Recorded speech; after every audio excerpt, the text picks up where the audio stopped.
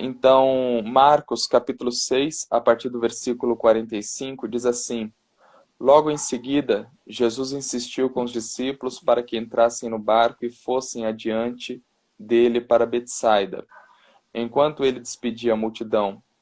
Tendo-a despedido, subiu ao monte para orar. Ao anoitecer, o barco estava no meio do mar, e Jesus se achava sozinho em terra.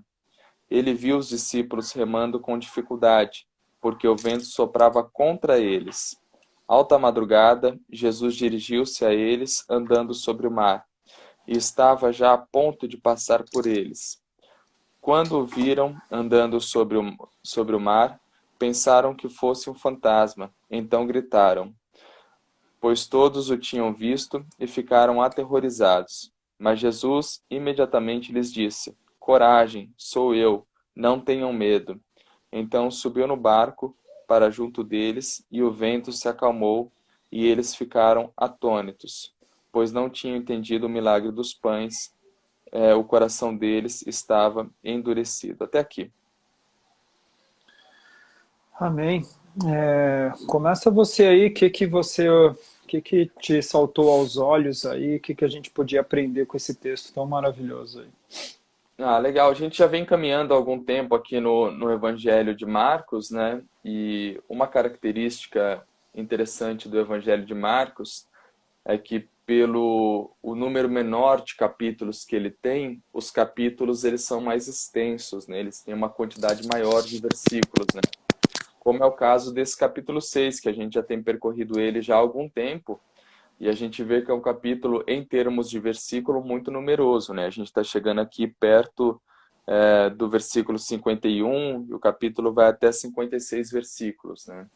Então a gente vem acompanhando essa dinâmica, né, de Jesus com os discípulos, de Jesus em momentos em que ele extravasa a cura para as pessoas que estão ao redor dele, de momentos de ensinamento com seus discípulos, momento de solitude, momento de oração. E agora a gente chega em um momento em que os discípulos estão passando um período de dificuldade, né, um período de aflição, e nós percebemos aqui, mais uma vez, de uma forma muito nítida, que é nesse período de dificuldade, nesse período de aflição, que Jesus está com seus discípulos, enxergando a situação que eles estão passando. Isso porque os discípulos se afastam da margem ali no barco, a ponto de que aqueles discípulos já não enxergavam mais visualmente, estava fora do seu campo visual, enxergar Jesus.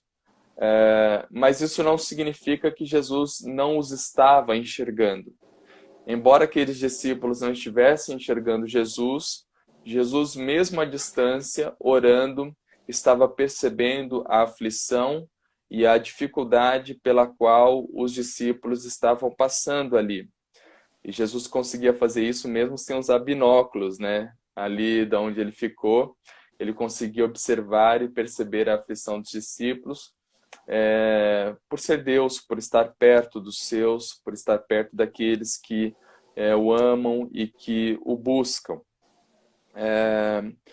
Jesus, ele estava perto dos seus discípulos nesse período de aflição e nesse período de angústia, né? Tem um ditado, uma máxima popular, né, que em algumas situações difíceis pelas quais nós passamos, né, nós costumamos dizer que ali é onde o filho chora e a mãe não vê. Por conta de tão difícil que está aquela situação, o filho está ali chorando, a pessoa está em dificuldade e não tem socorro nenhum que o venha a, o ajudar nesse momento, né? E com Jesus é exatamente ao contrário, né? Não existe lugar onde nós choremos que Jesus esteja ausente. Então, todo lugar onde se derrama uma lágrima, todo lugar onde se apresenta um sofrimento, todo lugar onde se abre um coração, é ali onde Jesus está. É ali onde Jesus ele se faz presente. É ali onde Jesus acolhe, onde Jesus abraça. É o Deus que nos vê de perto. É o Deus que nos acompanha de perto. É o Deus que nos auxilia de perto. E não apenas de longe, como quem só observa as coisas acontecendo. Então isso me chama um pouco a atenção aqui nesse versículo 48, Alan, quando ele fala assim, olha, eles estavam remando com dificuldades porque o vento lhes era contrário e Jesus se fez presente nessa situação. É legal que Jesus Cristo pede para eles, né, passarem para o outro lado do mar, e aí Jesus está no monte, e enquanto eles estão na metade do caminho, passando para o outro lado do mar, eles enfrentam uma tempestade muito forte, e aí Jesus está vendo tudo, mesmo não estando lá, né? Uhum, Que é esse ponto que você chamou a nossa atenção. Jesus Cristo, ele vê todos os nossos sofrimentos, ele está vendo todas as nossas lutas, e o melhor de tudo é que ele não vê como um espectador, mas ele vê como alguém que faz parte da nossa história, ele vê como alguém que interage com a gente, que entra na história, né? E não sim, simplesmente como alguém que está de braços cruzados assistindo tudo acontecer, né? é Ele verdade. vê e ele aparece aos discípulos de uma maneira surreal, assim, sobrenatural. Ele Uhum, aparece andando sobre as águas. E eu acho que o que esse texto mais nos diz, assim, logo de início, é que Jesus Cristo vê as tempestades que nós estamos enfrentando e ele pode vir ao nosso encontro para nos ajudar em meio a essa tempestade. Ou seja, Jesus Cristo vê, né? Tem um uhum, salmo que diz que os olhos do Senhor estão em todas as partes. sim, E às vezes, infelizmente, a gente tem muito uma aplicação religiosa dos textos bíblicos. Quando a gente fala assim, Jesus Cristo está vendo tudo, a gente sempre faz uma correlação, não posso errar porque Jesus Cristo está vendo. Se eu pecar, Jesus Cristo vê, né? Aquele uhum, negócio você está sendo filmado por Deus. Cuidado com o que você faz. Mas a gente uhum, podia usar essa lógica, essa nossa fé que acredita que Deus está nos vendo, não só para a gente ter medo de fazer coisas erradas. Na verdade, o medo está muito relacionado com a religião. Deus não quer que nós sintamos medo, Deus quer que nós tenhamos uma relação de uhum, temor, que é diferente do medo. O temor uhum, confia no amor, o sim, medo só confia, só uhum, espera o pior, o temor não, o temor espera uhum, o melhor. E aí a gente, Jesus vê, Jesus enxerga. Então a gente fica sempre pensando, não posso fazer nada porque Deus está vendo, né? Não uhum. posso ter aquela musiquinha, não sei se acho que você não cantava, né? Mas eu cantei ela na igreja, cuidado, mãozinha no que pega, porque Jesus está olhando para você. Então fica esse pânico, não posso fazer nada de errado porque Jesus Como se está fosse me vendo. um grande Big Brother É, divino para nos castigar. exatamente, todo o tempo a gente tem medo porque Jesus está vendo. Tá bom, Jesus vê, mas por que a gente não pensa nessa relação de Jesus Cristo nos vê no que diz respeito a que ele nos vê em meio ao nosso sofrimento, né? Jesus Cristo nos vê quando está doendo, Jesus Cristo nos vê quando estamos ansiosos, temerosos, Uhum, preocupados. Ele está nos vendo em meio às nossas lutas e não só nos vendo em meio às nossas falhas, né? uhum, É verdade que ele pode ver as nossas falhas, é verdade, mas eu acho que a gente precisa equilibrar isso. Já foi uhum, muito dito que Jesus Cristo está vendo tudo que a gente faz de errado. É importante a gente notar agora que Jesus Cristo está vendo todas as lutas que nós estamos passando. Esses discípulos estão no barco, distante de uhum, Jesus. Jesus Cristo, ele aparece para eles para os socorrer, porque Jesus Cristo conseguiu ver que eles uhum, estavam sofrendo. Então a gente precisa ajustar o foco da nossa visão. Jesus Cristo sim, vê, não diz respeito só a ele está vendo o meu pecado para me cobrar, não, ele está vendo a minha dor para me curar. Eu acho que é isso amém, que a gente precisa. amém. É verdade, né? Ele enxerga e vem ao nosso encontro para nos acolher e, e nele nós podermos crescer, né? Como filhos e filhas de Verdade. Deus. E Muito ele, bom. e ele entra na história dos discípulos ali, né? Ele não fica vendo de braços cruzados, né? Como alguém que está Sim, assistindo um espetáculo, né? Mas essa nossa fé diz isso, né? A gente não crê num deísmo, um Deus que criou o mundo e se ausentou do mundo, mas um Deus que criou o mundo e faz parte da história do mundo com a sim. gente para nos socorrer, para nos ajudar, né? E ele pode surgir de formas inesperadas, né? Como ele surgiu ali caminhando de uma maneira que os discípulos não esperavam, o Não esperava. confundiram como um fantasma, enfim, mas ele estava ali para poder socorrê-los, né? Amém. Mas o que, Alan, que a gente poderia pensar aqui desse trecho que a gente leu? Alguma coisa que salta aos seus olhos aí? Cara, hoje de manhã a Carol me mostrou um meme do Mister Bean, que você gosta muito do Mister Bean, né? Gosto. Depois eu te mando ele. Sou fã dele. Cara, é genial mesmo. E aí nesse meme estava escrito assim, né? Depois dos 40, né?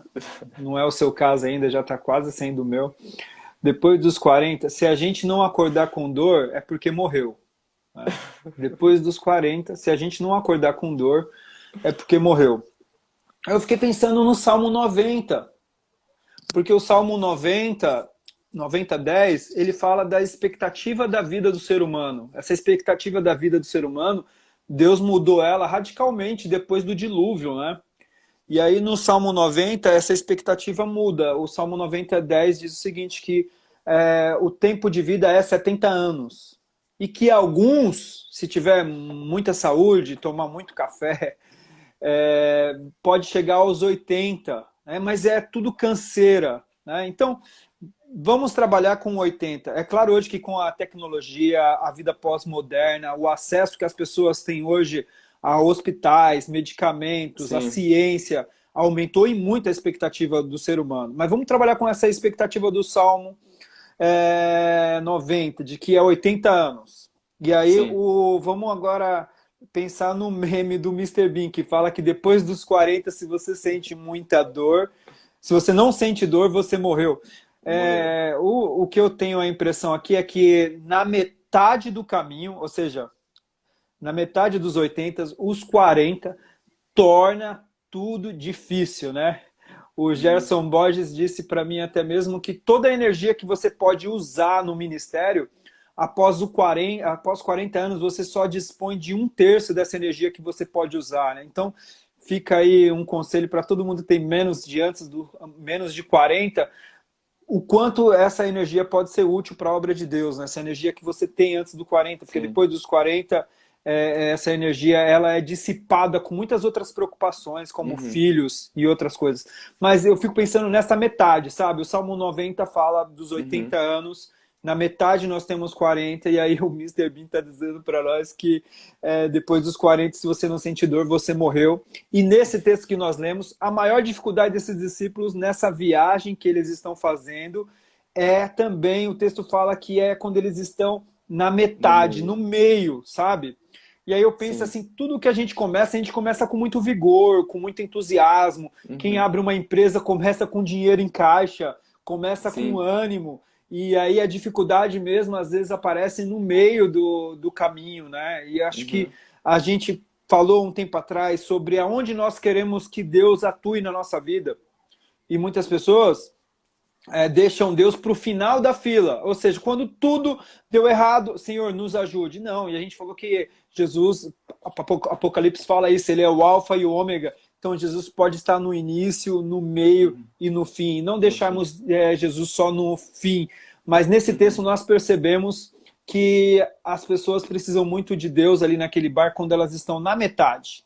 E eu vejo isso também, né? Depois dos 40, na metade da vida, é muito importante a gente Uhum. buscarmos esse socorro a Deus, porque é quando tudo começa a parecer mais complicado, né? É verdade.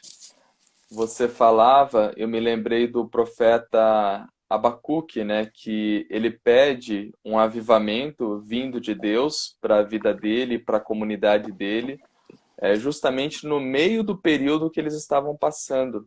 Aviva, Senhor, a tua obra nesse período que a gente está passando agora, no meio, quando as coisas estão acontecendo ali, quando as coisas se tornam mais intensas na vida, né? Porque como você disse, todo início ele goza de alguma energia a mais, né? Então você se está empolgado com o início, você tem todo o ânimo que é pertinente ao início de tudo que você está fazendo, né? O início de um namoro, o início de um casamento, que começa justamente com uma lua de mel, né? Para mostrar que você tem que começar bem, assim, né?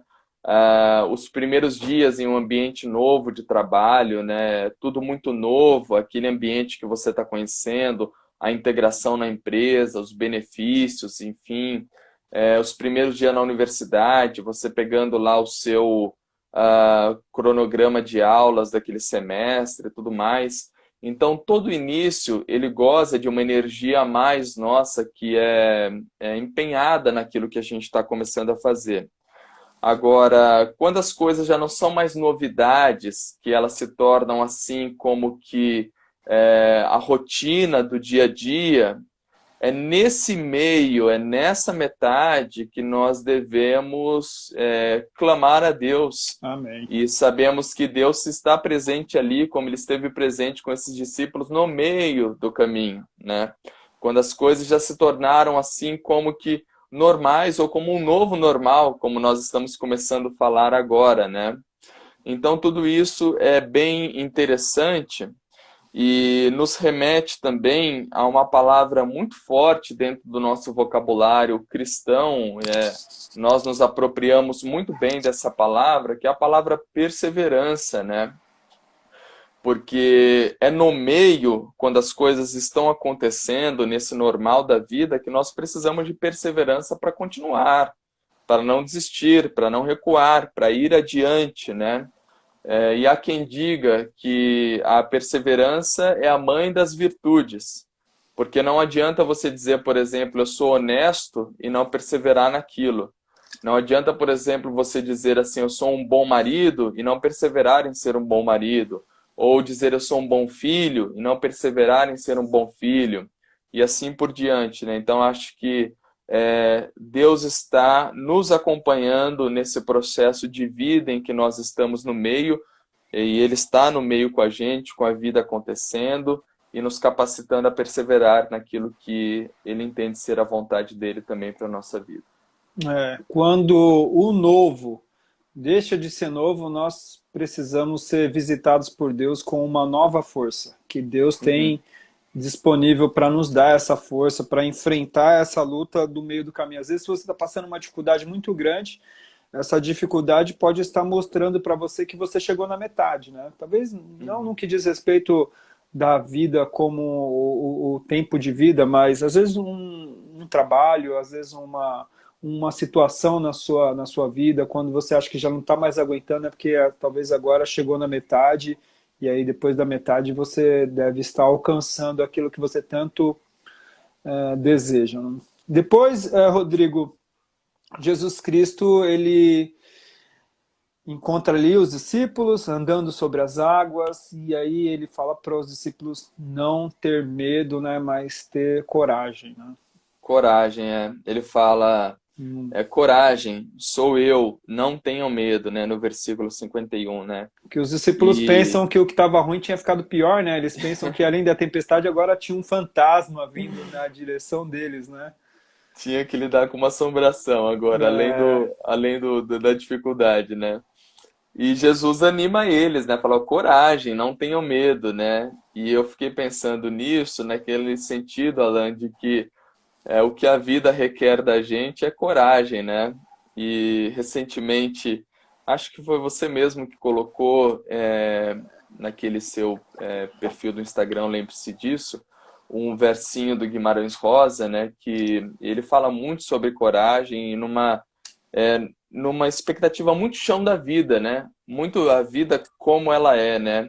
Ele diz mais ou menos assim, o correr da vida embrulha tudo. A vida é assim, esquenta e esfria, aperta e afrouxa, sossega e depois desinquieta.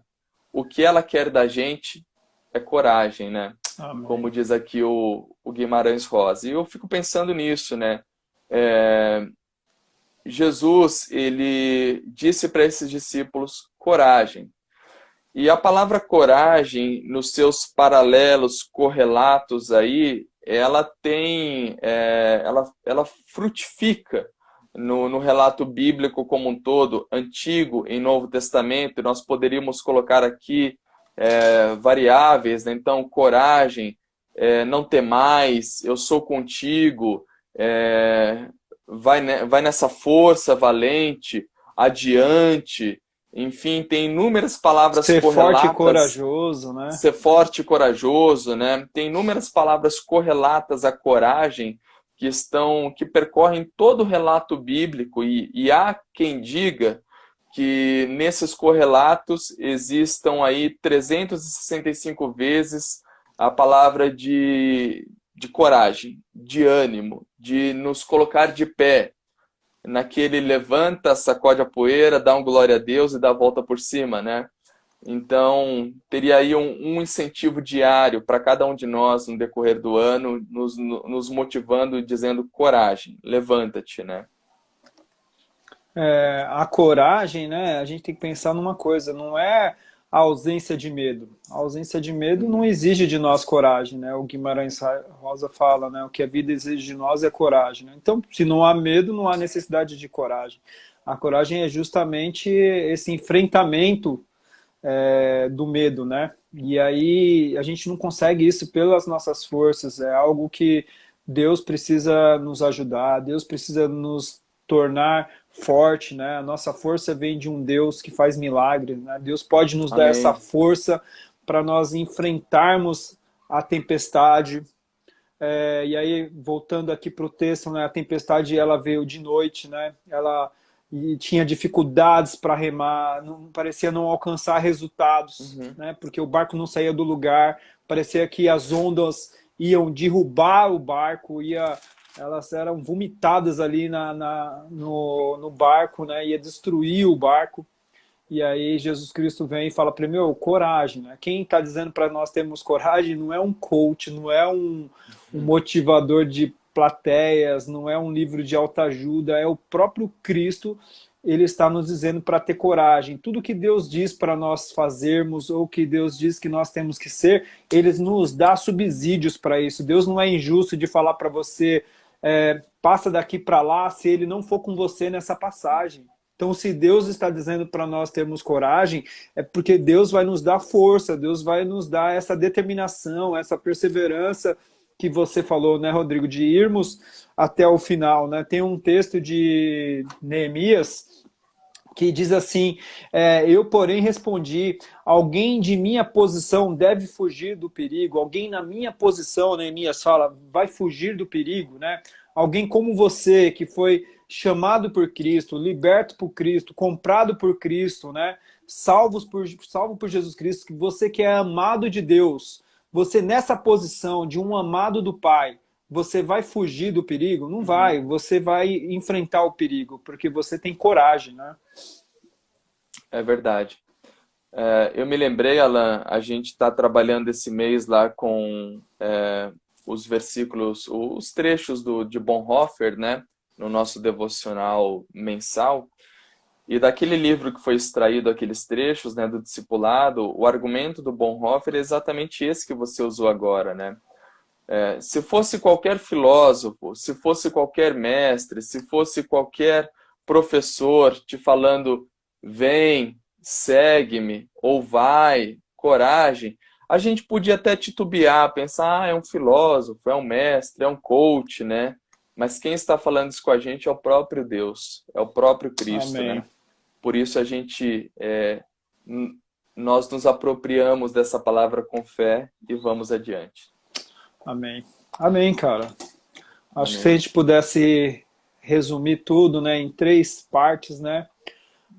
Primeiro ponto, acho que é a importância de nós sabermos que Jesus Cristo está nos vendo. Não só para nos corrigir, acho que isso muito menos até, mas mais para Uhum. nos socorrer. Ele está vendo a nossa dor, está vendo onde nós estamos, está vendo a nossa ansiedade em relação a um exame médico, a uma conversa com o médico.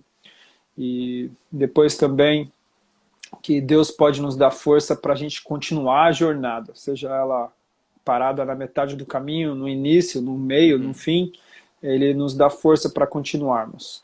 E por último, esse daí que a gente falou, que eu acho que falou muito aos nossos corações, né?